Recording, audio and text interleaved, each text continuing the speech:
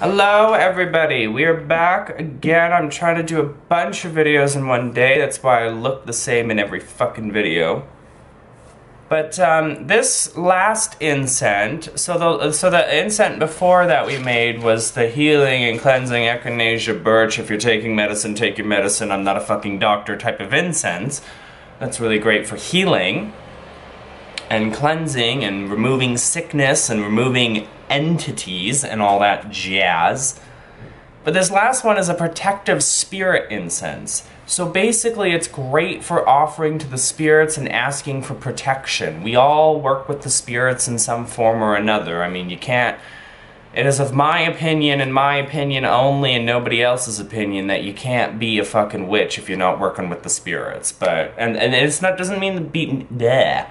It doesn't need to be the spirits of the dead. It could be the spirits of the land. It could be the ancestors. It could be, well, that's the spirits of the dead. It could be the spirits of animals. It could be whatever the fuck you want to call the spirit. But basically, that's what we work with majority of the time. Anyways, so when you are looking to ask them for protection, maybe you've got some nasty-ass crystal bitch on the internet who's, like, trying to fucking start shit with you. And so you're just like, I need protection from the crystal witch. Or maybe you've got some crazy-ass hoodlums in your neighborhood who are raping and pillaging your entire community. And you're like, I need protection from the spirits. I would just call the cops, personally. But, I mean, you do you. So, I'm only making a tiny amount again because I have a billion fucking incense, and I do not need to make any more fucking incense. So I put in some peppermint, okay. You'd probably want to put in a lot of peppermint. I mean, it depends. It depends on what particular herb in this recipe you like, because it's only 3 herbs. It's peppermint, rosemary, and patchouli. So if you like peppermint more, put in more peppermint, because you get more of that pepperminty smell. But I like patchouli, so I usually put in a lot of patchouli, but not this time, because I already have a ton of this incense, so there's that. And the last thing is some rosemary. Okay, so let's go over these herbs. So peppermint is really great in cleansing, purifying, protecting, removing negativity. I use it to connect with my path, so that's what peppermint is to me. Because I have the original 3, and the original 3 is patchouli, peppermint, and red sandalwood, and this helps me to connect to the spirits, connect to my path, connect to my energies, so on and so forth. This peppermint in here is the same way that I use peppermint in here. It's to help me connect to my path. Rosemary is great for protection. I use it for protection mostly, and patchouli is an offering to the spirits. So I'm basically just giving an offering to the spirits and asking for purification and protection. Okay?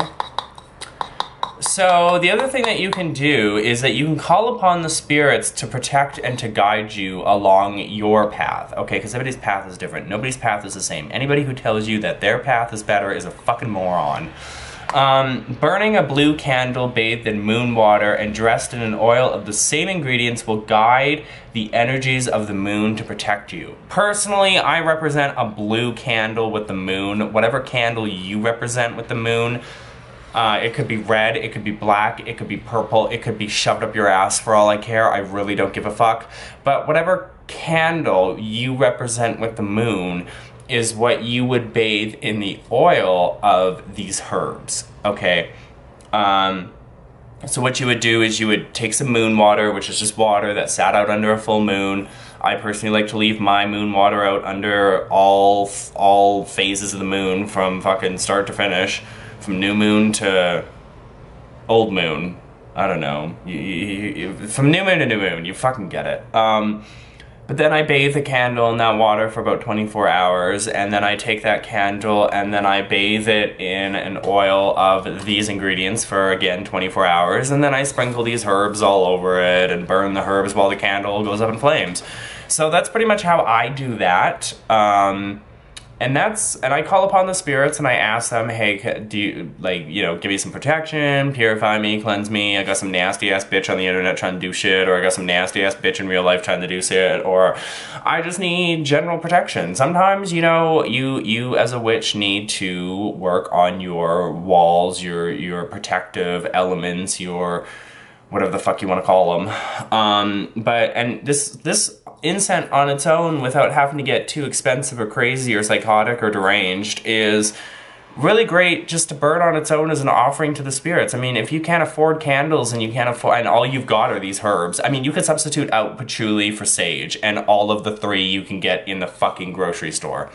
Sage, rosemary, peppermint. I mean, do not tell me you can't get them in the grocery store, because I will hunt you down. I will fucking hunt you down, drag you to a fucking grocery store and show you where they are. But anyways, so you could, you could substitute out the patchouli for sage.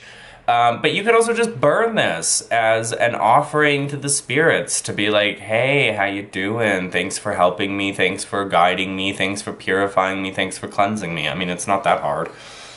So I'm just going to put this all on a coal because I got fucking enough of it. So I don't, you get the point.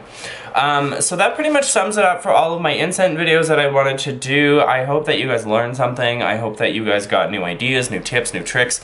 Basically, everything I showed you today can be done from your fucking grocery store. You don't need to be spending like fucking 60 bucks for dragon's blood. You don't need to be spending fucking 20 bucks for eucalyptus leaves.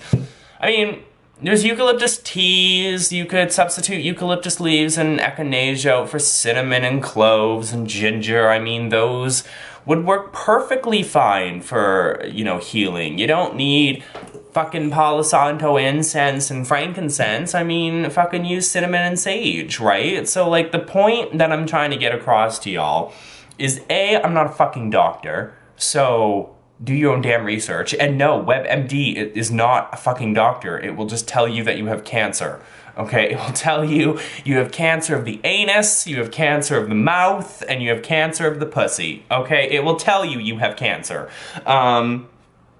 So don't use WebMD, go to a real fucking doctor, okay? Real fucking doctor. And based on your family history, based on your medical jazz, you will know what you can and can't use.